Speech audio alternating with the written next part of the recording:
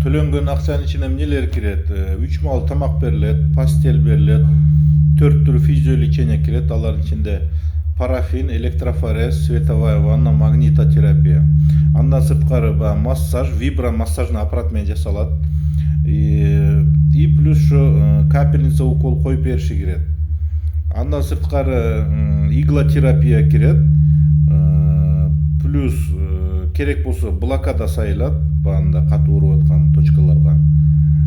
Ошол анан консультация гинеколога керек болсо гинеколога. УЗИге 50% скидка бар, 50% скидка бар. Ушулар кирет төлөнгөн акчанын ичине. Анан дары-дармектер кирбейт, аларды өзүңөр сатып аласыңар. Эми дарыларга көп деле кетпейт, бир курс лечения бир 2,5 миң 3 миңдей кетиши мүмкүн. И анализдер кирбейт. Анализдерге примерно бир 2 миңдей кетет, 2 миңдей кетет.